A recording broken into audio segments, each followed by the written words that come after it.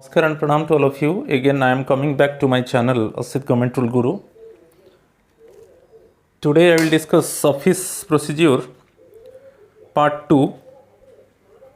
And in this part, I will discuss Management of Records. And we will get important informations, and it will be useful for UPSC Principal Exam and Vice Principal Exam. Within short while, you will face the examination.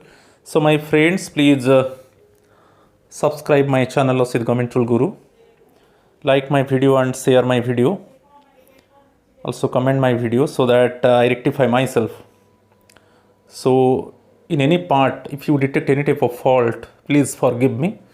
Only I am preparing only for you. So now I am going to start Office Procedure Part 2. It is Records Management. So first I will discuss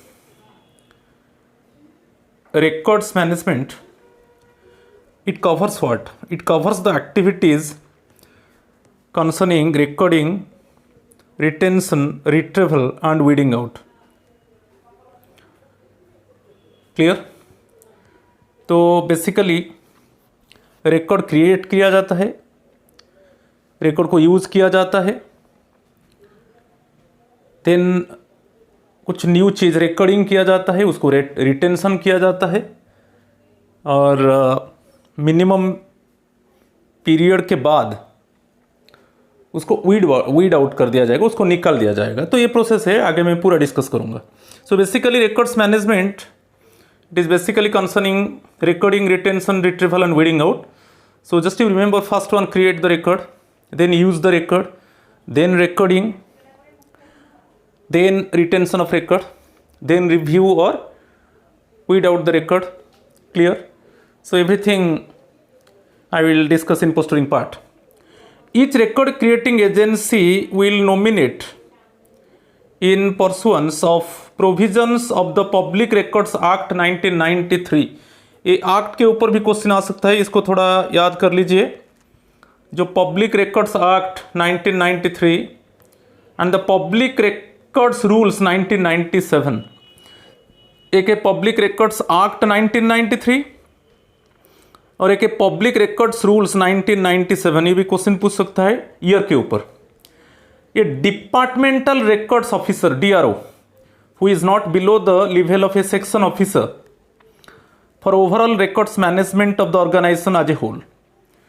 तो जो department according to the public records act 1993 and Public Records Rules 1997, a departmental records officer is there who is not below the rank of section officer, and his or her responsibility is to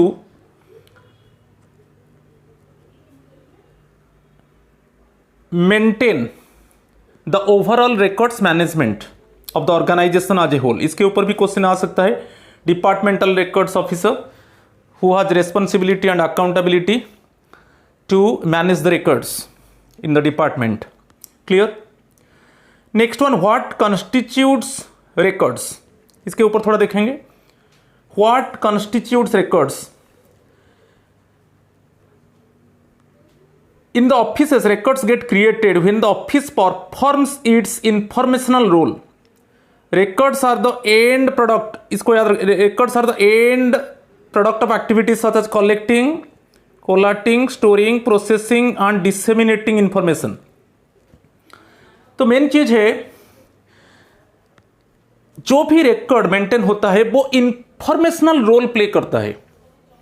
through records actually we can get information easily, quickly. Okay, there is no delay to collect information. So only it is possible due to proper record. So records are and product of activity. जो भी activities, official activities हो रहा है, तो record का जो role है, record plays the pivotal role, record plays the quintessential role, okay, to complete some activities in office. So first one क्या है? कलेक्ट करना है, इंफॉर्मेशन को कलेक्ट करना है, कोलाट लॉजिकल ऑर्डर में उसको अरेंज करना है, स्टोर करना है.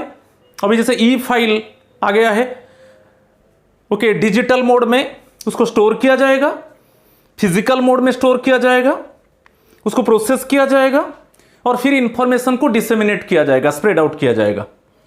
ठीक है, फर्स्ट वन है।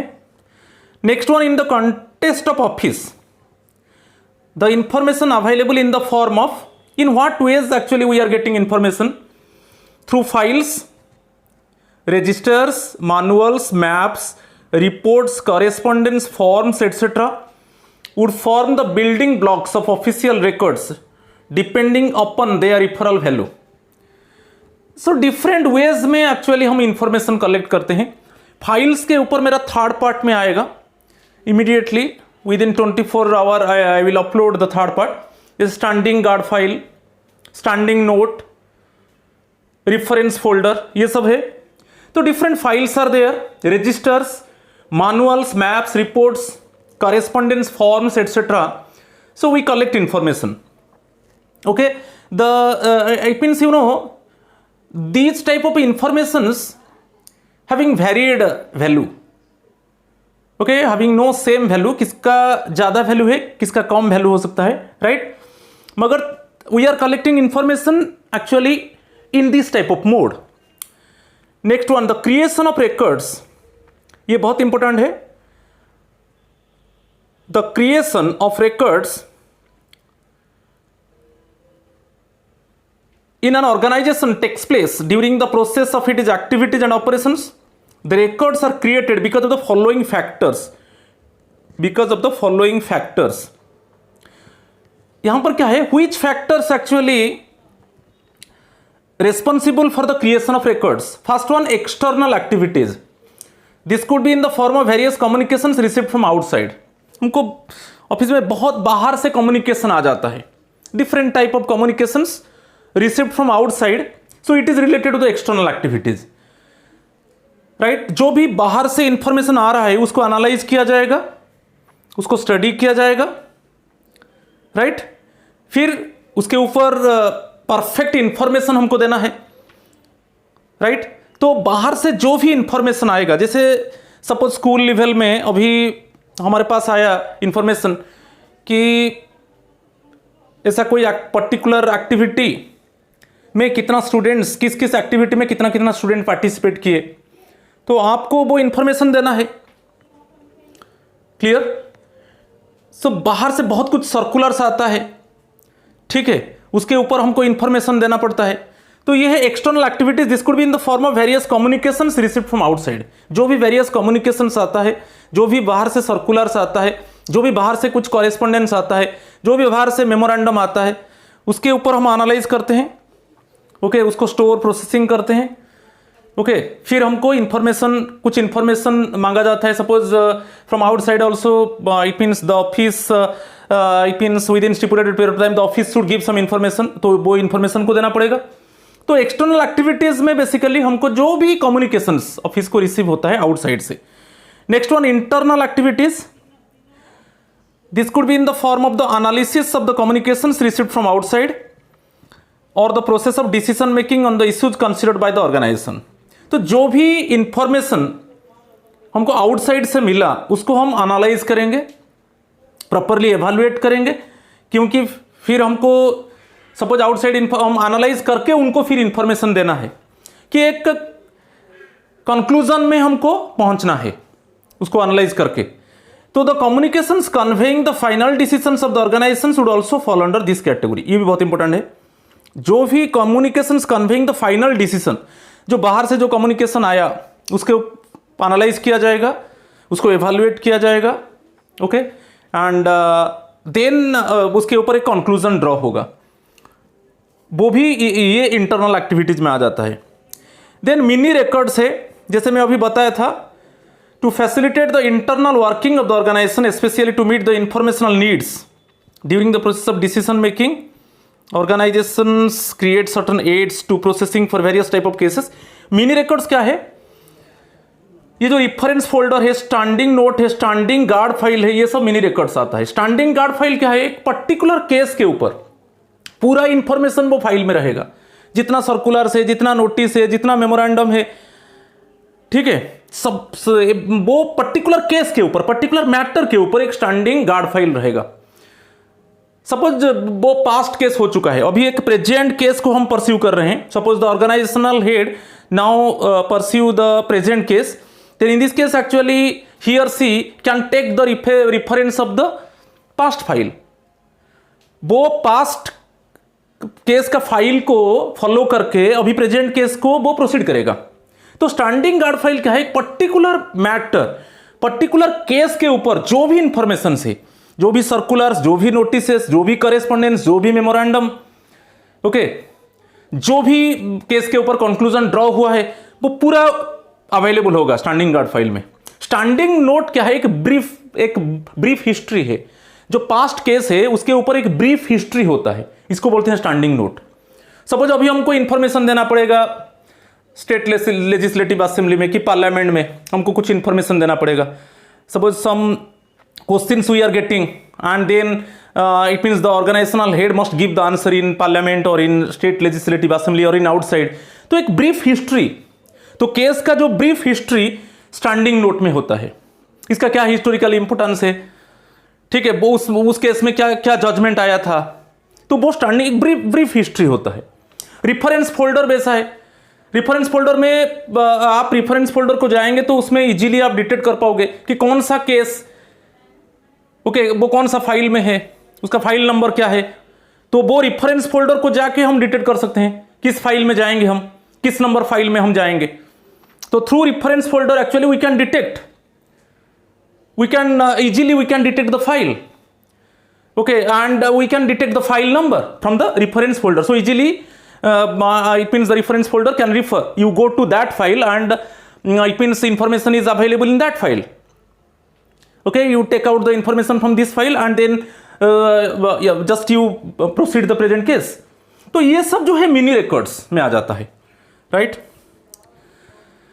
चलो next part, why is it necessary to retain government records. अभी कुछ पॉइंट्स को चलेंगे कि क्या नेसेसरी है, हमको गवर्नमेंट रिकॉर्ड्स को क्यों रिटेन करना चाहिए, उसका कारण, उसके पीछे में क्या कारण है। तो कुछ पॉइंट्स में देख लीजिए। The public records act 1993 has given a statutory orientation to the need to properly preserve and maintain records as per the act and the rules framed under it. जो पब्लिक रिकॉर्ड्स एक्ट 1993 ये बोल रहा है कि जो भी government records है उसको प्रिजर्व करना चाहिए, उसको प्रॉपरली मेंटेन करना चाहिए, उसको प्रॉपरली कैटेगराइज करना चाहिए, उसको properly it means maintenance of records and प्रिजर्वेंस, इसमें दोनों दो बहुत इंपॉर्टेंट है। इसको इमीडिएटली वीड आउट नहीं करना है।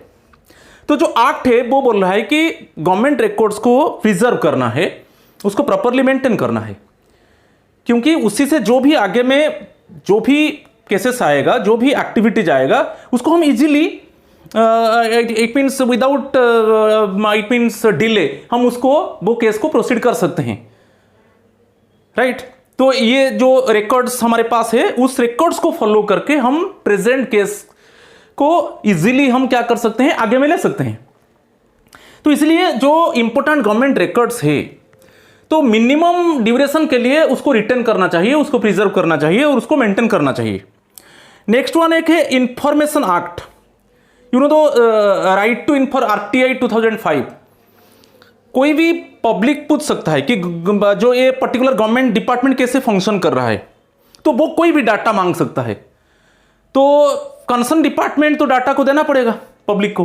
तो इसीलिए जो पब्लिक अप्रोच है, जो पब्लिक रिक्वेस्ट है, जो पब्लिक रिक्वेस्ट के हिसाब से हमको डाटा देना पड़ेगा। कोई आउटसाइड एजेंसी वो कुछ डाटा चाहिए डिपार्टमेंट से, तो उसको मीट करने के लिए क्या है, हमको जो इट मीन्स गवर्नमेंट रिकॉर्ड्स है उसको प्रिजर्व करना पड़ेगा। ये सेकेंड पॉइंट है, राइट। थर्ड पॉइंट क्या है कि to get over the limitations of human memory to meet the informational needs relating to planning and scheduling of government activities. क्या बहुत एक्टिविटीज है, डिफरेंट केसेस हम हैंडल कर रहे हैं, तो ऐसा नहीं है हम रिकॉर्ड्स को मेंटेन नहीं करेंगे और प्रिजर्व नहीं करेंगे, तो हम कैसे जो प्रेजेंट केसेस है, प्रेजेंट एक्टिविटीज है, उसको कैसे हम लीड करेंगे। तो इसलिए क्या है, ह्यूमन मेमोरी तो लिमिटेड है ना, तो इसमें क्या है, जो भी रिकॉर्ड्स है उसको हम प्रॉपरली अभी थ्रू डिजिटाइजेशन, थ्रू ई फाइल में उसको मेंटेन करेंगे। Physical it means through physical files also हम उसको मेंटेन करेंगे, प्रिजर्व करेंगे। तो आगे में जो भी हमारे पास केसेस होगा कि एक्टिविटीज होगा, हम इजीली क्या करेंगे, जो पास्ट केस को फॉलो करके, जो भी पास्ट ऑर्डर को फॉलो करके हम उसको अच्छे से आगे में ले सकते हैं। ठीक है। To ensure continuity in administration in view of the continuous personnel changes, ये भी बहुत इंपॉर्टेंट है। क्या है, पर्सनल चेंजेस होते हैं, ऑफिसर चेंजेस होते हैं। जब न्यू ऑफिसर आ जाता है और वो एक फाइल को ओपन करता है, तब वो उसको कुछ पास्ट रिकॉर्ड चाहिए। तब इस केस में फिर अगेन जो पास्ट रिकॉर्ड चाहिए, तो क्या है, हमारा गार्ड फाइल में है कि स्टैंडिंग नोट में है कि रेफरेंस फोल्डर थ्रू हम उसको हेल्प लेके हम दे सकते हैं। तो इसमें क्या होगा, डिले नहीं होगा। तो जब ऑफिसर्स चेंज हो जाते हैं ना, तब क्या है, उनको क्या है, सपोज कोई फाइल वो ओपन करते हैं, उनको वहां पर कुछ रिकॉर्ड्स चाहिए। ठीक है। तब क्या है, इजीली हम क्या करते हैं, जो रिकॉर्ड्स को हम प्रिजर्व करके रखे हैं, और हम रेफरेंस फोल्डर को जाएंगे और वहां पर देखेंगे कि कहाँ किस नंबर फाइल में एक्चुअली जो हमको अभी प्रेजेंटली चाहिए, जो इन्फॉर्मेशन कौन सा फाइल में है, हम इजीली वो फाइल को जाएंगे और फाइल से इंफॉर्मेशन कलेक्ट करेंगे। नहीं कि तो ये है to ensure continuity in admin, ये यही है। क्योंकि डिफरेंट केसेस आता है, different activities are going on in the office, different type of new cases actually handled by the officers. Okay, when the new officers are coming, then also they need some records, they need some past records, they need some collect information from the past cases. So इसलिए record चाहिए। Next one, to meet obligations towards audit, courts, legislature, parliamentary committees and other public authorities। तो ये है, कभी कभी audit में हमको record देना पड़ेगा, कोर्ट्स, कभी कभी कोर्ट केस में हमको इंफॉर्मेशन देना पड़ेगा। कि अभी मैं बोला था, जैसे स्टैंडिंग नोट होता है, एक ब्रीफ समरी होता है केस के ऊपर, तब हमारे पास स्टैंडिंग नोट है, तो हम एक्चुअली जो भी स्टेट लेजिस्लेटिव असेंबली और पार्लियामेंट में जो भी हमको क्वेश्चन पूछा जाएगा, तो हमारा ऑर्गेनाइजेशनल हेड वो अच्छे से वो आंसर दे पाएंगे, क्योंकि उनके पास स्टैंडिंग नोट है, ब्रीफ हिस्ट्री है पास्ट केस का। तो ये सब में रिकॉर्ड बहुत जरूरी है। To maintain consistency and uniformity in the decision making and its execution, एक कॉमन चीज है। रिकॉर्ड है तो हम कंसिस्टेंसी मेंटेन करेंगे, और यूनिफॉर्मिटी भी है, कोई प्रॉब्लम नहीं है। कभी भी कोई रिकॉर्ड हमको मांगेगा, हम दे सकते हैं। In any time suppose someone need information और someone suppose want to collect some data, then easily we can give. Okay, तो इसमें क्या है कि एडमिनिस्ट्रेशन के ऊपर बिलीव होता है। Okay, different agencies, outside agencies and public, they must have believe, they must have faith over the organization, government organization, because they know that all informations are there, all the informations are recorded and all informations are preserved in the department. At any time, immediately, very expediently they can give the data. तो वो बहुत important है। To maintain transparency in government working, government working में transparency आ जाता है, ये बहुत इंपॉर्टेंट है। For fixing responsibility, the need for that arises. So fixing responsibility, जैसे सेक्शन ऑफिसर की, ऑफिस सुपरिटेंडेंट की, यूडीसी, एलडीसी, उनके ऊपर रेस्पॉन्सिबिलिटी है। वो किस किस फाइल को एक्चुअली वो प्रिजर्व करेंगे, मेंटेन करेंगे, उनका रेस्पॉन्सिबिलिटी है। सेक्शन ऑफिसर किस तरीके का इंफॉर्मेशन देंगे, कि ऑफिस सुपरिटेंडेंट किस तरीके का इंफॉर्मेशन देंगे, कि यूडीसी किस तरीके का इंफॉर्मेशन देंगे, और तो उनका रेस्पॉन्सिबिलिटी फिक्स है। तो it means they know the significance actually of their work. तो उसके हिसाब से वो फाइल मेंटेन करते हैं, रिकॉर्ड मेंटेन करते हैं, प्रिजर्व करते हैं। Next one, for historical and cultural value of records in the history of the nation. कभी कभी क्या है, कुछ रिकॉर्ड है जो उसका हिस्टोरिकल इंपॉर्टेंस होता है, वो रिकॉर्ड को हमको प्रिजर्व करना चाहिए। वो रिकॉर्ड्स को कभी भी वीड आउट नहीं किया जाएगा। वो अल्टीमेटली क्या किया जाएगा, उसको सर्वे के बाद वो नेशनल आर्चिव ऑफ इंडिया में जाएगा। Okay, NAI, national archive of India में वो जाएगा अल्टीमेटली। जो हिस्टोरिकल इंपॉर्टेंस है, वो रिकॉर्ड बहुत इंपॉर्टेंट है, तो वो भी आ जाता है। फॉर एंश्योरिंग फाइनेंशियल प्रोप्राइटी, एक financial propriety, so many financial circulars आता है। ओके, फाइनेंस के ऊपर मेमोरेंडम आता है, नहीं कि, तो ये बहुत इंपॉर्टेंट है कि हमारे पास रिकॉर्ड है, तो हम जो भी फाइनेंशियल इंफॉर्मेशन किसको चाहिए हम दे सकते हैं, कि ये मेमोरेंडम में ये एक्चुअली रूल्स था, आप देख लीजिए। ठीक है, कि ये सर्कुलर्स में ये रूल है, आप उसको देख लीजिए। तो ये फॉर इंश्योरिंग फाइनेंशियल प्रोप्राइटी, तो इसलिए हमको रिकॉर्ड मेंटेन करना है। Next one, for providing evidence in the case of dispute.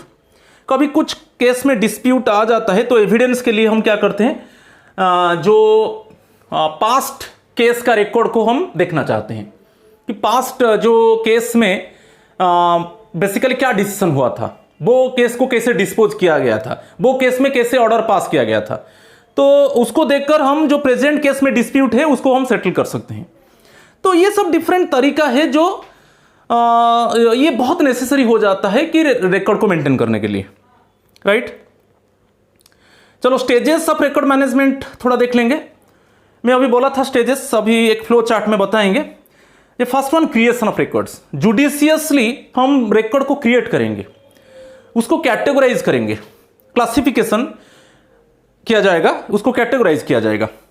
फिर हम transfer of the disposed of close record to the designated custodians, तो जो उसको ट्रांसफर कर दिया जाएगा, जो केस एक्चुअली डिस्पोज्ड हो गया उसको कस्टोडी में ट्रांसफर कर दिया जाएगा। नेक्स्ट वन एक मेंटेनेंस आता है, maintenance of the records by the custodian, preservation of the records by the custodian, review of the records by the creator on the completion of the initial retention period. एक retention period होता है तो कौन सा record को हम कितना दिन रखेंगे, उसके बाद उसका रिव्यू किया जाएगा कि उसका वैल्यू कितना, तो उसका वैल्यू को देखा जाएगा। ज़्यादा इंपॉर्टेंट है तो उसका रिटेंशन पीरियड को बढ़ा दिया जाएगा, नहीं तो उसको वीड आउट कर दिया जाएगा। Next one, weeding out of the records that has outlived its utility. बहुत कुछ रिकॉर्ड है जो क्या है, स्पेस को मिनिमाइज करेंगे, कास्ट को कम करेंगे, तो इसको क्या है, इसलिए हम क्या करते हैं, कुछ अननेसेसरी रिकॉर्ड्स को वीड आउट कर देते हैं after minimum retention period, review करने के बाद। Retiring the records of lasting value to the ultimate custodian. तो ये सब चीज है, जैसे क्रिएशन है, कैटेगराइजेशन है, प्रिजर्वेशन है, मेंटेनेंस है, वीड आउट है, ये सब डिफरेंट स्टेजेस है। पर अभी एक ऐसा लास्ट वन देखिए, 8th वाला, retiring the records of lasting value. जो लास्ट, ये क्या है, ऐसा कुछ रिकॉर्ड्स है जिसका हिस्टोरिकल इंपॉर्टेंस है, उसको हम नेशनल आर्चिव्स ऑफ इंडिया को भेजेंगे, NRI को भेजेंगे। अभी आगे में हम डिस्कस करेंगे। तो ऐसा कुछ रिकॉर्ड्स है जो it is related to historical importance, तो अब हम उसको क्या करेंगे, अल्टीमेटली उसको रिव्यू करने के बाद उसको हम क्या करेंगे, उसको NAI को हम भेजेंगे, नेशनल आर्चिव्स ऑफ इंडिया को। तो ये सब प्रोसेस है, creation, categorisation, preservation, maintenance, weeding out, review, okay, and ultimately records after proper review, record send to the national archives of India. ये डिफरेंट स्टेजेस है। एक फ्लो चार्ट में देख लीजिए, ये बहुत इंपॉर्टेंट है। क्वेश्चन आएगा तो अब इजीली आप आंसर दे सकते हो। फर्स्ट वन क्या है, RO मार्क से चलिए। First one, creation of records. First record create होगा, देन हम रिकॉर्ड को यूज करेंगे, use of records. Then next one, recording. Records को यूज करने के बाद कुछ एडिशनल इंफॉर्मेशन को हम रिकॉर्ड कर सकते हैं, रिकॉर्डिंग के बाद रिटेंशन, ओके, रिकॉर्डिंग के बाद retention of records, then transfer to DRR, departmental record rooms. जो DRR है ना, ये है departmental record rooms, DRR। Then review और वीड आउट, ठीक है। नेक्स्ट रिव्यू और वीड आउट के बाद appraisal of records, then transfer to NAI। तो ये स्टेजेस है, ये बहुत इंपॉर्टेंट है, उसके ऊपर क्वेश्चन आ सकता है। अब प्रीवियस क्वेश्चन देख लीजिए 2012 का, कैसा क्वेश्चन आया था। तो उसी तरीके से एक्चुअली मैं जो मटेरियल बनाया हूं, ये तो सेकंड पार्ट है, थर्ड पार्ट में पूरा कवर कर लूंगा, क्योंकि थर्ड पार्ट में guard file, standing note, reference folder, उसके ऊपर थोड़ा मैं बनाऊंगा, क्योंकि उसके ऊपर क्वेश्चन आ रहा है। तो फर्स्ट वन, रिकॉर्ड्स क्रिएट होगा, क्रिएशन। नेक्स्ट वन, रिकॉर्ड को यूज किया जाएगा, उसको कैटेगराइज किया जाएगा लॉजिकल ऑर्डर में और उसको यूज किया जाएगा। फिर रिकॉर्डिंग होगा, रिकॉर्डिंग के बाद हम उसको रिटर्न करेंगे, रिटर्न करने के बाद उसको ट्रांसफर कर देंगे डिपार्टमेंटल रिकॉर्ड रूम्स, ठीक है। डिपार्टमेंटल रिकॉर्ड रूम्स को हम ट्रांसफर करेंगे और डिपार्टमेंटल रिकॉर्ड रूम्स में वो रिव्यू और वीड आउट होगा, उसको रिव्यू किया जाएगा। और जो बेसिकली ज़्यादातर क्या है, जो अननेसेसरी सेकेंडरी मटेरियल्स है, जिसके वजह से क्या है, हमारा ज़्यादा space, suppose unnecessary records occupy more space and due to this also the office bear more cost, तो उसको मिनिमाइज करने के लिए हमको वीड आउट करना पड़ेगा, जो सेकेंडरी इंपोर्टेंस एक्चुअली रिकॉर्ड्स को। तो रिव्यू और वीड आउट। उसके बाद क्या जाए, अप्राइजल ऑफ रिकॉर्ड्स। अप्राइजल क्या है, उसके ऊपर जजमेंट, उसका वैल्यू को देखा जाएगा कि क्या वैल्यू है उसका। सपोज उसका हिस्टोरिकल इंपॉर्टेंस है जो एवर लास्टिंग है, जो माने इट मीन्स जिसको माने पूरा साल साल भर तक हम उसको वो इंफॉर्मेशन हमको चाहिए, तो वो चला जाएगा transfer to national archives of India. तो बेसिकली जो हिस्टोरिकल इंपॉर्टेंस है प्रॉपर रिव्यू के बाद वो नेशनल आर्चिव्स ऑफ इंडिया को जाएगा। वहां पर भी नेशनल आर्चिव्स ऑफ इंडिया के साथ कंसल्ट किया जाएगा।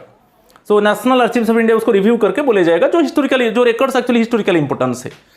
ओके, तो ये एक्चुअली स्टेजेस है, ठीक है, ये different stages of records.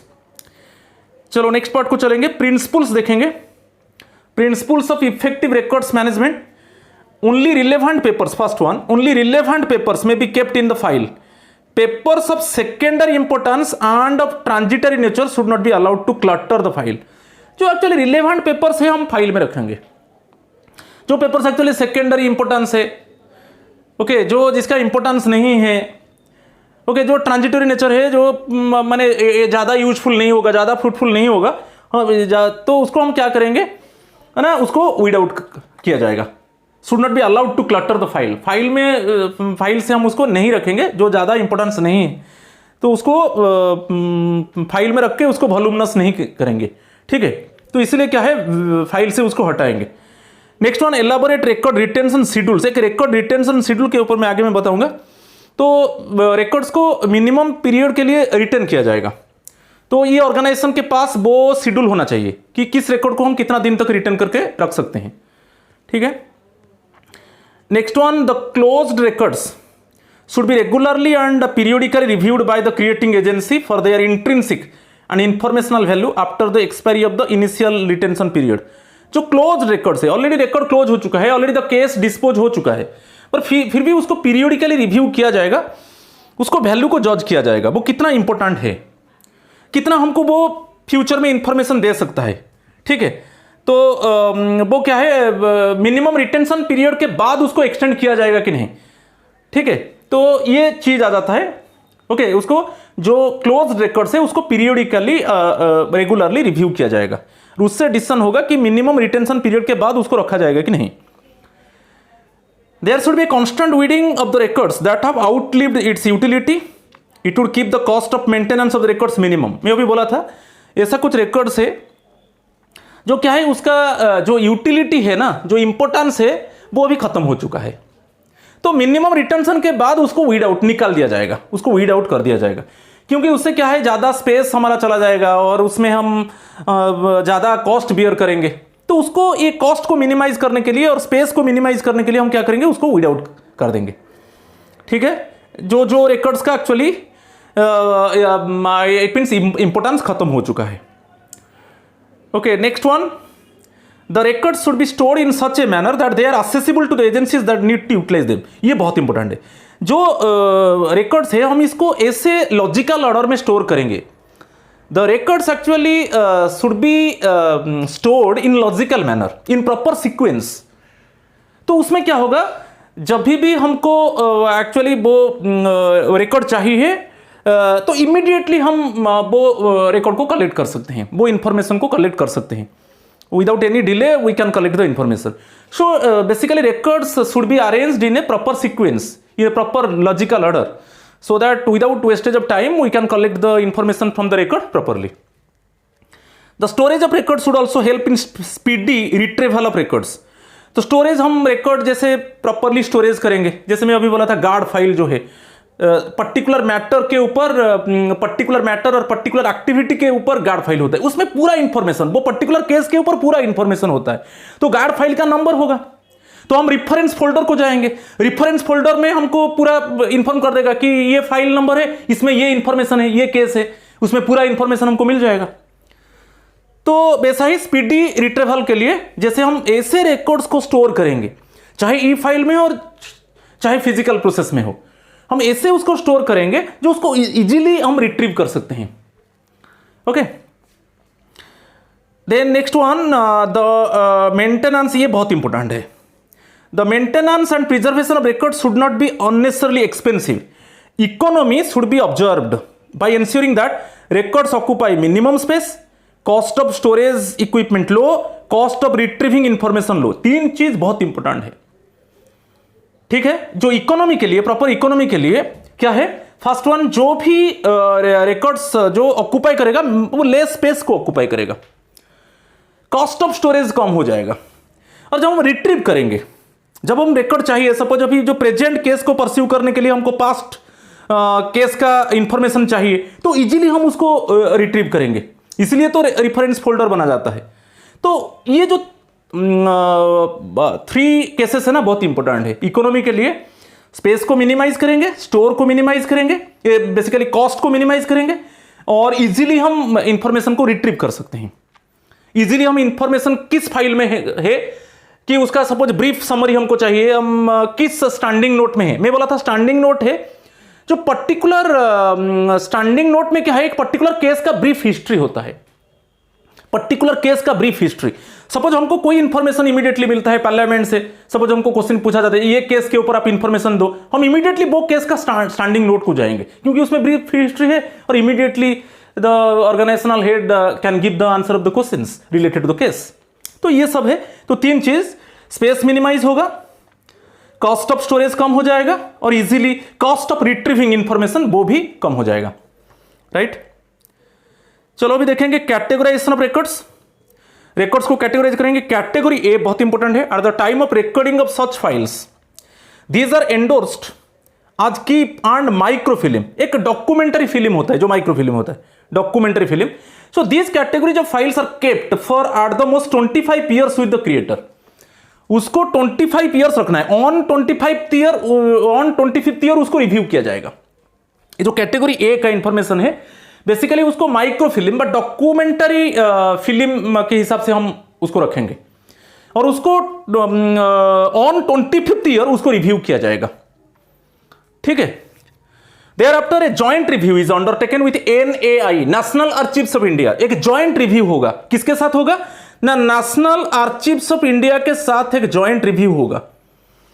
Okay, if the file clears that review, यदि वो फाइल्स एक्चुअली रिव्यू को क्लियर कर देता है, तो उसको वो फाइल NAI के पास चला जाएगा, नेशनल आर्चिव्स ऑफ इंडिया के पास चला जाएगा। समझ में आ रहा है। तो इसमें क्या क्या है, ये जो कैटेगरी ए में हम देखेंगे किस तरीके का फाइल्स होगा, तो समझ में आया, ये बहुत इंपॉर्टेंट है। तो एक्चुअली वो 25th ईयर में उसको रिव्यू किया जाएगा, और एक जॉइंट रिव्यू होगा national archives of India.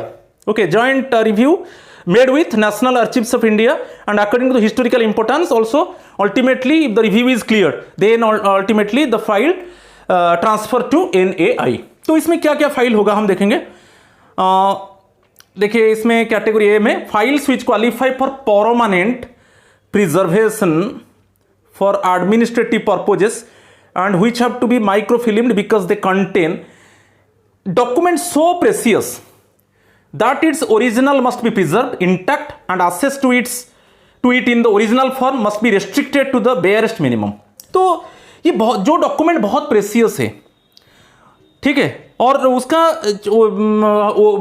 Originality हमको चाहिए फ्यूचर में, वो एक्चुअली हमको ओरिजिनल रिकॉर्ड चाहिए, वो बहुत प्रेसियस है। तो उस केस में क्या है, वो यदि ऐसा कुछ रिकॉर्ड्स है जिसका हिस्टोरिकल इंपॉर्टेंस है, फ्यूचर में वो इंफॉर्मेशन हमको चाहिए ही चाहिए, तो उसको माइक्रोफिल्म বা डॉक्यूमेंटरी एविडेंस वो फोटोग्राफी के हिसाब से हम रखते हैं, ओके, और डॉक्यूमेंटरी फिल्म में उसको रखते हैं, उसको माइक्रोफिल्म कहा जाता है।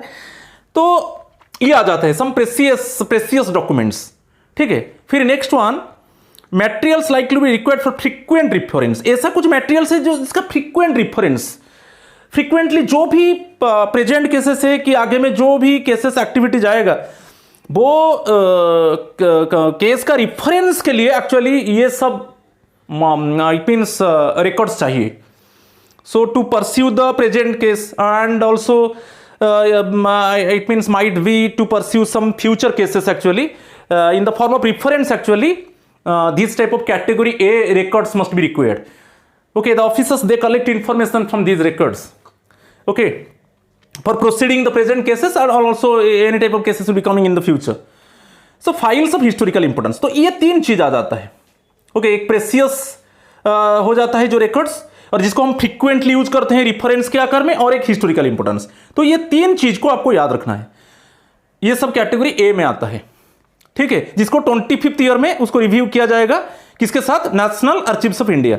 और यदि रिव्यू क्लियर होगा तो automatically transfer to national archives of India को ट्रांसफर कर दिया जाएगा। कैटेगरी बी, कैटेगरी बी में क्या है, ये भी इंपॉर्टेंट है। जो बेसिकली कैटेगरी बी में जो भी फाइल्स है वो भी एडमिनिस्ट्रेशन के लिए बहुत इंपॉर्टेंट है, उसको भी प्रिजर्व किया जाएगा, मगर वो इसको माइक्रो फिल्म नहीं किया जाएगा। उसमें कोई डॉक्यूमेंटरी फिल्म के आकार में उसको एविडेंस को हम नहीं रखेंगे कि ऐसा जो कैटेगरी बी का जो रिकॉर्ड्स है ना उसको फ्रीक्वेंटली रेफरेंस में यूज नहीं किया जाएगा, यूज किया जाएगा मगर नॉट फ्रीक्वेंटली। जैसे कैटेगरी ए में जो भी रिकॉर्ड्स है वो frequently actually it means records actually frequently these records actually used in the form of reference, historical importance, those records are precious in nature, वो कैटेगरी ए में आ जाता है। कैटेगरी बी में बहुत इंपॉर्टेंट है रिकॉर्ड्स, बट उसको हम माइक्रो, ये देखिए do not it means keep the records in micro film, उसको डॉक्यूमेंटरी फिल्म के आकार में हम नहीं रखेंगे। This category of files cover files required for permanent preservation चाहता है, इसको परमानेंटली हम प्रिजर्व करेंगे for administrative purposes, but not containing material of the kind. जो भी बीट ए में हम देखा था, जो कैटेगरी ए में हम देखा था उस तरीके का मटेरियल ये नहीं है, क्योंकि कैटेगरी ए क्या है, प्रेशियस है, जिसको हम माइक्रो फिल्म में रखेंगे। जिस record frequently it means used in the form of reference और जिसका हिस्टोरिकल इंपॉर्टेंस है, उस तरीके का मटेरियल ये नहीं है, मगर फिर भी ये परमानेंट, ये जो कैटेगरी बी को परमानेंटली प्रिजर्व भी किया जाएगा, ठीक है। मगर इसको क्या है, इसमें डिफरेंस क्या है, इसको माइक्रो फिल्म डॉक्यूमेंटरी एविडेंस के आकार में, ये डॉक्यूमेंटरी फिल्म के आकार में इसको नहीं रखा जाएगा, ठीक है। तो चल कैटेगरी सी को आ जाएंगे। This category includes those files which are required to be preserve for specified period. ये जो कैटेगरी सी में आता है एक स्पेसिफाइड पीरियड होता है, जैसे कैटेगरी ए कैटेगरी बी वो परमानेंट प्रिजर्व होगा, परमानेंटली प्रिजर्व होगा। और याद रखिए category A and category B में जो भी रिकॉर्ड्स है उसको 25th ईयर में रिव्यू किया जाएगा, और रिव्यू जो भी रिकॉर्ड्स के ऊपर रिव्यू क्लियर होगा वो उसको नेशनल आर्चिव्स ऑफ इंडिया को चला जाएगा, जिसका हिस्टोरिकल इंपॉर्टेंस है वो नेशनल आर्चिव्स ऑफ इंडिया को चला जाएगा। मगर आपको याद रखना है ए एंड बी को 25th ईयर में रिव्यू किया जाएगा। और कैटेगरी सी क्या है, एक स्पेसिफाइड टाइम होता है, उसको रिटर्न करने के लिए स्पेसिफाइड टाइम होता है। These are the files of secondary value having reference value for a limited period not exceeding 10 years. ये देखिए ये बहुत इंपॉर्टेंट है, नॉट एक्सीडिंग 10 ईयर्स। इसका एक माने क्या है, जो कैटेगरी सी में जो रिकॉर्ड्स है उसको मिनिमम पीरियड के लिए हम रिटर्न करेंगे, मिनिमम पीरियड्स के बाद उसको रिव्यू किया जाएगा। तो ये सोचते हैं कि हाँ ये फ्यूचर में फिर यूज हो सकता है, वो रिकॉर्ड्स को हम फिर एक्सटेंड कर देते हैं उसका जो रिटेंशन पीरियड को, मगर मैक्सिमम कितना रिटर्न होगा, exceeding up to 10 years, actually not exceeding 10 years से ज्यादा नहीं होगा। उसको हम जो रिटर्न करेंगे अप टू 10 ईयर्स के लिए हम रिटर्न करेंगे, उसके बाद उसको वीड आउट कर दिया जाएगा। तो ये दिया है in exceptional cases if the record is required to be retain beyond 10 years. यदि इस तरीके का रिकॉर्ड जो कैटेगरी सी है मैं अभी बताया उसका मिनिमम रिटेंशन पीरियड होता है, तो मिनिमम रिटेंशन पीरियड के बाद उसको रिव्यू किया जाएगा। रिव्यू में पता चलेगा कि सपोज ऐसा कुछ रिकॉर्ड्स है कैटेगरी सी में जिसको फ्यूचर केसेस में रिफरेंस के आकार में लिया जाएगा और उसका वैल्यू ज्यादा है, जजमेंटल वैल्यू ज्यादा है, तो उस समय उसका रिटेंशन पीरियड को एक्सटेंड कर दिया जाएगा, बट नॉट एक्सीडिंग 10 ईयर्स। यदि बियॉन्ड 10 ईयर्स के लिए उसको रिटर्न किया जाता है तब उसको क्या कर दिया जाएगा ना, कैटेगरी बी में वो चला जाएगा। तो जो कैटेगरी सी का मैक्सिमम रिटेंशन पीरियड है 10 ईयर्स, मिनिमम रिटेंशन पीरियड होता है एक्सटेंड होकर अप टू 10 ईयर्स तक जाएगा। मगर जो भी कैटेगरी सी का रिकॉर्ड्स है यदि वो बियॉन्ड 10 ईयर्स को चला गया तब उसको कैटेगरी बी में लिया जाएगा, ठीक है। चलो next one, review and weeding of records. ये बहुत इंपॉर्टेंट है, अभी हम देखेंगे review and weeding of records. First one, category C files will be reviewed on the expiry of the specified retention period and weed out unless there are sufficient grounds warranting its further retention. Justification for returning file after review will be recorded in the file with the approval of branch officer or divisional head concerned. ये बहुत easy है। ये जो category B में अभी बताया था उसको रिटर्न करने के लिए मिनिमम पीरियड है, क्योंकि वो शेड्यूल है, ऑर्गेनाइजेशन के पास रिटेंशन शेड्यूल है। तो बेसिकली कैटेगरी सी में जो भी फाइल्स है उसका मिनिमम रिटेंशन पीरियड है, मिनिमम रिटेंशन पीरियड के बाद उसको रिव्यू किया जाएगा कि उसका वैल्यू क्या है, उसका जजमेंटल वैल्यू क्या है, उसका रिफरेंस वैल्यू क्या है, ठीक है। तो यदि फाइल्स को ये सोचते हैं कि हाँ इसका इंपॉर्टेंस है, तो अभी हम देखा था कि अप टू 10 ईयर्स उसका इसको रख सकते हैं, up to 10 years, not exceeding 10 years. Minimum retention period के बाद उसको रिव्यू किया जाएगा। यदि ये सोचा जाएगा कि हाँ इसका इंपॉर्टेंस है फ्यूचर में, तो तब उसका रिटेंशन पीरियड को बढ़ा दिया जाएगा और up to 10 years, not exceeding 10 years. और जस्टिफिकेशन भी, justification must be recorded. For what reason actually it means those files retention period can be extended, then proper justification must be recorded. Okay, on the file. So उसको approve कौन करेगा ना, branch officer और divisional head concern. Next one, retention after review, ये दे दिया, retention after review will be for a period not exceeding 10 years including the period already retained. तो मैं अभी बता चुका हूं उसको, मिनिमम रिटेंशन पीरियड, उसको रिव्यू किया जाएगा। रिव्यू में हम देखेंगे कि कैटेगरी सी में ऐसा कुछ फाइल्स है जो फ्यूचर रेफरेंस के लिए यूज होगा, तो उसका रिटेंशन पीरियड को हम बढ़ा देते हैं। और कब तक बढ़ेगा ना, नॉट एक्सीडिंग 10 ईयर्स। और वहां पर प्रॉपर जब रिटेंशन को एक्सटेंड किया जाएगा वहां पर प्रॉपर जस्टिफिकेशन दिया जाएगा। It must be recorded, the justification must be recorded और it must be approved by the branch officer और डिविजनल हेड। ठीक है, तो ये क्लियर हो गया। नेक्स्ट वन, हम कैटेगरी ए एंड बी को चलेंगे। Category A and B files will be reviewed on attaining the 25th year of their life in consultation with the national archives of India. मैं अभी बताया था category A तो बहुत important है, जो माइक्रोफिल्म होता है। कैटेगरी बी रिकॉर्ड्स को माइक्रोफिल्म में नहीं, डॉक्यूमेंट्री फिल्म में कन्वर्ट नहीं किया जाता है, उसको परमानेंटली प्रिजर्व किया जाएगा। तो दोनों फाइल को, जो भी फाइल्स आता है कैटेगरी ए एंड बी में, उसको 25th ईयर में रिव्यू किया जाएगा। Review with national archives of India, समझ में आ रहा है? 25th ईयर, यहां पर देख लीजिए, ये इंपॉर्टेंट है। The year of review of category C files will be record with reference to the year of their closing and that for category A and B files with reference to the year of their opening. देखिए, जो category C को जो review किया जाएगा ना, category C में जो files है, उसका मिनिमम रिटेंशन पीरियड के बाद, उसका एक मिनिमम रिटेंशन पीरियड के बाद उसको रिव्यू किया जाएगा। मगर ये जो कैटेगरी ए एंड बी में जो फाइल्स है ना, उसको 25th ईयर में जो रिव्यू किया जाएगा, उसका ओपनिंग से जो 25th ईयर हम कैसे कैलकुलेट करेंगे, जब वो फाइल्स एक्चुअली ओपन हुआ था उसी से लेंगे category A and B case में। समझ में आ रहा है? वो 25th ईयर हम कैसे डिटेक्ट करेंगे। मगर जो कैटेगरी सी है, जब उसका मिनिमम पीरियड क्लोज हो जाता है, minimum period retention period close हो जाता है, तब हम उसको रिव्यू करेंगे कि कौन सा जो कैटेगरी से कुछ फाइल्स है उसका पीरियड भी, उसका रिटेंशन पीरियड को बढ़ा जा सकता है। ठीक है, तो इसलिए दे दिया। ये पार्ट को भी आप अच्छे से देख लीजिए। नेक्स्ट वन, ये बहुत इंपॉर्टेंट है, 4th part. Beginning in January each year the departmental record room will send to the sections और desk concern the files due for review in that year in 4 lots. तो begin every year में जनवरी month में जो departmental record है वो भेज दिया जाएगा, डिफरेंट सेक्शंस और डेस्क को भेज दिया जाएगा रिव्यू के लिए। तो उसका लॉट्स कैसे होगा ना, जनवरी, अप्रैल, जुलाई एंड सितंबर, 4 लॉट्स में भेजा जाएगा। तो ये जनवरी से स्टार्ट होगा। जो भी रिकॉर्ड्स है, डिपार्टमेंटल रिकॉर्ड्स है, उसको डिफरेंट सेक्शंस को और डेस्क को भेज दिया जाएगा रिव्यू के लिए। और जो 4 लॉट्स में जाएगा, बेसिकली जनवरी में जाएगा, अप्रैल, जुलाई एंड सितंबर, ये बहुत इंपॉर्टेंट है। ठीक है, next one, files received for review will be examined by और under the direction of the section officer and those files are no longer required will be marked for destruction.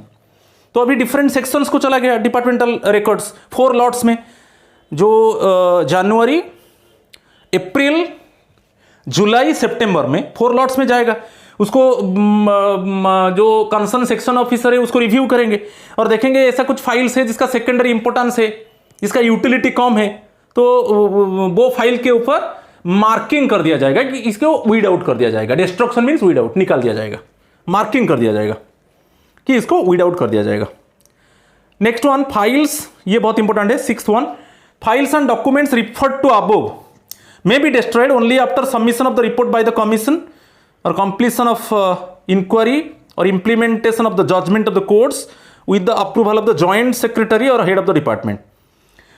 Destruction के पहले जो documents को, basically file को destroy करने से पहले हम देखेंगे कि उसके ऊपर जो कमीशन चल रहा था वो एक्चुअली कमीशन फाइनल रिपोर्ट दे चुका है कि नहीं, on this matter actually the commission has given the final report और नॉट, कि इंक्वायरी उसके ऊपर कंप्लीट हुआ है कि नहीं, कि कोर्ट ऑफ द जजमेंट्स, कभी कभी court of the judgments actually final हुआ है कि नहीं, तो उसको देखकर एक्चुअली फाइनली उसको अप्रूव करेंगे जॉइंट सेक्रेटरी और हेड ऑफ द डिपार्टमेंट, उसको अप्रूव करके बताएंगे नहीं इसको वीड आउट कर दो। तो वीड आउट करने से पहले, डिस्ट्रॉय करने से पहले ये इसको हम चेक करना है कि finally the commission has given report और नॉट, द पर्टिकुलर फाइल के ऊपर, पर्टिकुलर केस के ऊपर the commission has given final report और not, the court has given final judgement और नॉट, कि already particular case the inquiry is completed और not. तो इसको देखा जाता है और फाइनली इसको अप्रूव किया जाता है जॉइंट सेक्रेटरी और हेड ऑफ द डिपार्टमेंट, और इसको वीड आउट कर दिया जाएगा। ठीक है, तो अभी डिस्ट्रक्शन ये जो है कुछ अकाउंट्स के ऊपर हम देखेंगे, मिनिमम रिटेंशन पीरियड के ऊपर देखेंगे कि destruction of office records connected with accounts. तो पहला पार्ट में ऐसा कुछ कमेंट्स में देखा था कि बहुत मिस्टेक्स है, तो ये नहीं है एक्चुअली। जो प्रेजेंट मेमोरेंडम है ना, पूरा प्रेजेंट मैनुअल्स को देख के, ऑफिस प्रोसीजर मैनुअल को देख के मैं ब्रीफ में एक्चुअली वीडियो कर रहा हूँ। हाँ, ऐसे कुछ मिस्टेक्स हो सकता है। Suppose my please my friends, if any mistake is there, if you detect any lacuna or if you detect any type of bottlenecks, please forgive me, pardon me, because always I am preparing actually these materials only for you. Clear? So please always try to encourage me, always try to comment in proper manner, or in some cases if you detect fault, then it means you can detect the fault and also you can give it means the fault and also you rectify it also. I can also collect the common information and all the other viewers also they can collect some information, but in misleading manner actually ये अच्छा comments नहीं देना है। ठीक है, right? Thank you. चलो, destruction of office records connected with accounts देखेंगे कि किस रिकॉर्ड को हम कितना दिन रिटर्न करेंगे। ये थोड़ा फर्स्ट वन देख लीजिए, payments and recoveries, related to payments and recoveries, expenditure sanctions जो उसमें है इंक्लूडिंग है ग्रांट्स इन एड, वो रिटेंशन पीरियड है 2 years और एक कंडीशन है 1 year after completion of audit whichever is later. ये दो ऑप्शन है, 2 years और 1 year after completion of the audit जो बाद में होगा, whichever is later, right?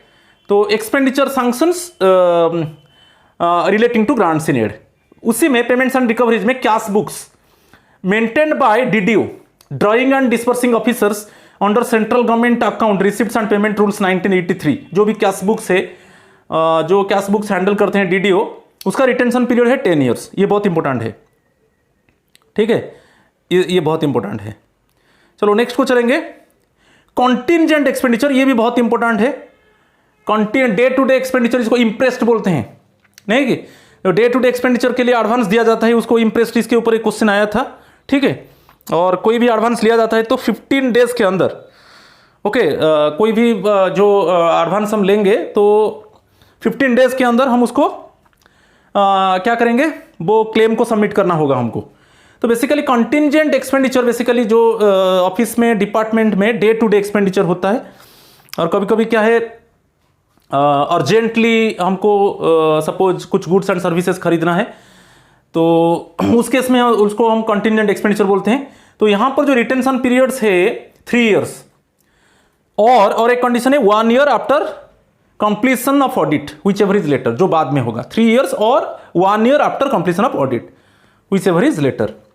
Arrear claims के ऊपर आएगा, वही है 3 years और 1 year after completion of audit whichever is later, right? GPF membership के ऊपर यदि कोई सपोज रिकॉर्ड है तो 1 year के लिए उसको रिटर्न किया जाएगा। ठीक है, चलो जीपीएफ नॉमिनेशन, कभी कभी हम जीपीएफ नॉमिनेशन जो जनरल प्रोविडेंट फंड है ना, उसका नॉमिनेशन को हम चेंज करते हैं। जानते हो कि हम जब नॉमिनेशन चेंज करेंगे, जब अकाउंट्स ऑफिसर, जो ऑफिस हेड के पास, जब वो ऑफिस हेड जब उसको रिसीव करेंगे तब से पता चल जाएगा कि वो इफेक्टिव हो गया। तो जीपीएफ नॉमिनेशन ये भी 1 year after final settlement of GPF account. ठीक है, ये रिटेंशन पीरियड को याद रखना है। Adjustment of missing credits in GPF accounts, यदि जीपीएफ अकाउंट्स में कोई मिसिंग क्रेडिट्स है, उसके ऊपर जो रिकॉर्ड है उसको 1 year हम रिटर्न करेंगे। ठीक है। Next one, final withdrawal from GPF for house building, higher technical education of children etcetera. जो हम जीपीएफ से विथड्रॉ करते हैं तो उसके ऊपर जो रिकॉर्ड है उसको 1 ईयर के लिए रिटर्न करेंगे, राइट। जीपीएफ एनुअल स्टेटमेंट वो भी 1 ईयर होगा। और ये है बहुत इंपॉर्टेंट है, टीए और ट्रांसफर टीए क्लेम्स, इसके ऊपर जो रिकॉर्ड है वो 3 ईयर्स, राइट। ये है 3 ईयर्स और 1 year after completion of audit whichever is later, either 3 years और एक कंडीशन है 1 year after completion of audit जो बाद में आएगा, ठीक है। ये बहुत इंपॉर्टेंट है, ये बहुत इंपॉर्टेंट है। नेक्स्ट वन, बजट एस्टिमेट्स, ये भी बहुत इंपॉर्टेंट है। बजट एस्टिमेट्स और रिवाइज्ड एस्टिमेट्स, जो भी रिकॉर्ड है उसके ऊपर 3 ईयर्स के लिए रिटर्न होगा, ओके, रिकॉर्ड्स को। और सर्विस ऑफ बुक्स, ये भी बहुत इंपॉर्टेंट है, आपको इंफॉर्मेशन इसके ऊपर चाहिए। जैसे ऑफिशियल्स एंटाइटल्ड टू रिटायरमेंट और टर्मिनल बेनिफिट्स, जैसे रिटायरमेंट बेनिफिट्स होता है, ग्रेचुइटी होता है कि पेंशन होता है, ये सब होता है। टर्मिनल बेनिफिट्स की जो एनकैशमेंट ऑफ ईएल, तो ये सब होता है। तो उसके ऊपर जो रिकॉर्ड है वो 3 years after issue of final pension और ग्रेचुइटी पेमेंट ऑर्डर, ये बहुत इंपॉर्टेंट है। 3 ईयर्स आफ्टर इश्यू ऑफ, जब इश्यू हो जाएगा फाइनल पेंशन और ग्रेचुइटी पेमेंट ऑर्डर इश्यू हो जाएगा उसका 3 ईयर्स, उसके बाद 3 ईयर्स जो रिटेंशन पीरियड है, ये बहुत important. 3 years after issue of final pension और gratuity payment order. Other employees के लिए वो भी 3 years after issue of final pension और ग्रेचुइटी पेमेंट ऑर्डर। कोई भी सर्विस बुक का जो रिकॉर्ड है अदर एम्प्लॉइज के लिए, तो उनके लिए भी वही है, 3 years after issue of final pension और ग्रेचुइटी पेमेंट ऑर्डर, ठीक है। Next one, other employees, suppose यहां पर हम क्या देखेंगे, जो सपोज टेक्निकल रेजिग्नेशन देकर गया, तो ऑटोनोमस से आप सेंट्रल गवर्नमेंट को जाएंगे कि ऑटोनोमस से डायरेक्ट स्टेट गवर्नमेंट को जाएंगे, तो वहां पर आपका जो भी बेनिफिट्स आप लेकर जाएंगे, क्योंकि आपका जो सर्विस है वो ट्रांसफर नहीं होगा, तो उस केस में आ जाता है अदर एम्प्लॉइज। लीव अकाउंट के ऊपर चलेंगे।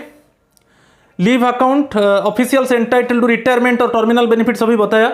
मैक्सिमम 300 ईएल को हम एनकैश कर सकते हैं आफ्टर रिटायरमेंट, तो उसमें भी जो भी रिकॉर्ड होगा 3 years after issue of final pension और ग्रेचुइटी पेमेंट ऑर्डर, ओके, वही है।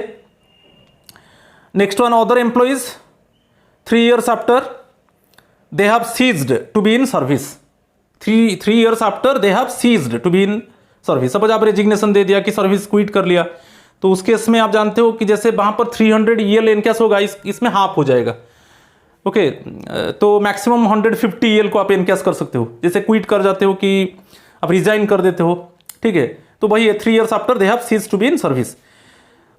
और सर्विस रिकॉर्ड्स को आएंगे 5th में, कोई nomination related to family pension and in death cum retirement gratuity और death cum retirement gratuity 1 year after settlement of benefits, से बेनिफिट सेटल होने के बाद 1 ईयर वो रहेगा रिकॉर्ड, उसके बाद उसको रिव्यू किया जाएगा। तो मिनिमम जो रिटेंशन पीरियड है 1 year after settlement of benefits, ये भी बहुत इंपॉर्टेंट है। यदि डेट ऑफ बर्थ हम जानते हैं कि एक बार हो सकता है चेंज हो सकता है after requesting to head of the department in authentic reason, नहीं कि जो जॉब का फर्स्ट 5 ईयर के अंदर रिक्वेस्ट कर सकते हैं, ओके, डेट ऑफ बर्थ को अल्टरनेशन करने के लिए।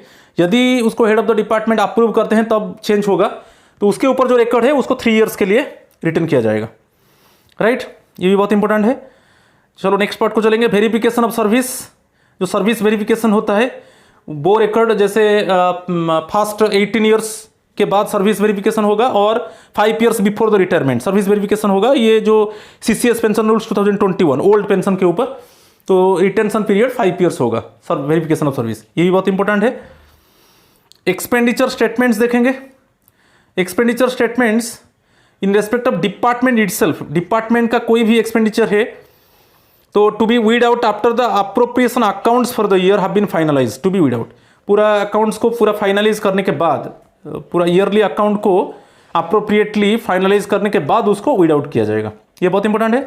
और मंथली एक्सपेंडिचर का register form GFR 9 general financial rule 9 to be weeded out after the appropriation accounts for the year, वही है जो मंथली एक्सपेंडिचर होता है उसका रिकॉर्ड को अप्रोप्रिएट ईयरली उसको क्या करेंगे ना, उसको अकाउंट को फाइनलाइज करने के बाद उसको वीड आउट कर दिया जाएगा, ये बहुत इंपॉर्टेंट है।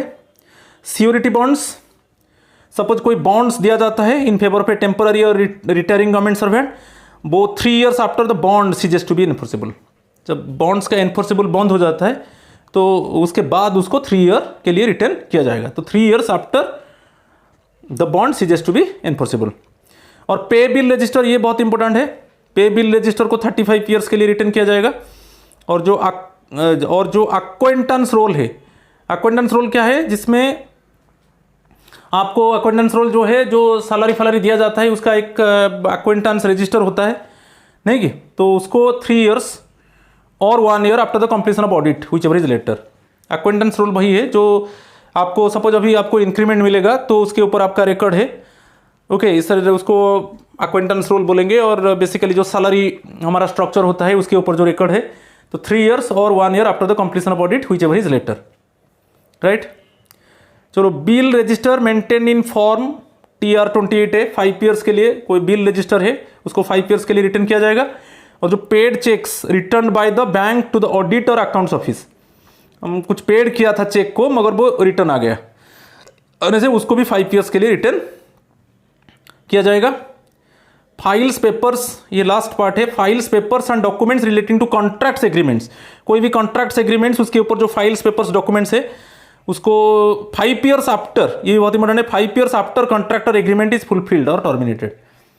जो जब कॉन्ट्रैक्टर एग्रीमेंट फुलफिल हो जाएगा कि टर्मिनेट हो जाएगा, उसके बाद 5 years के लिए उसको रिटर्न किया जाएगा। तो ये मिनिमम पीरियड था। तो ये मेरा सेकेंड पार्ट है। सो immediately with in 24 hours definitely I will upload the last part, part 3। उसमें कुछ फाइल्स के ऊपर भी डिस्कस करूंगा क्योंकि बहुत इंपॉर्टेंट है। जब अभी बताया था, थोड़ा मैं आइडिया दिया, जैसे गार्ड फाइल है कि स्टैंडिंग नोट है कि रेफरेंस फोल्डर है कि प्रेसिडिंग बुक है, ये इसके ऊपर मैं थोड़ा आपको आइडिया दे दूंगा जो पार्ट 3 में, ठीक है। तो best of luck for the exam. तो फिर आप रेडी रहिए, इसको पूरा अच्छे से देख लीजिए, डेफिनेटली क्वेश्चन आएगा। जैसे क्वेश्चन आता है 2012 में जो क्वेश्चन आया था यूपीएससी प्रिंसिपल, उसको देखकर मैं बना रहा हूँ। तो please any mistake is there, please forgive me, and if you have not subscribe my channel, please subscribe my channel so that you can get notification in subsequent time. Again, namaskar to all of you. Thank you.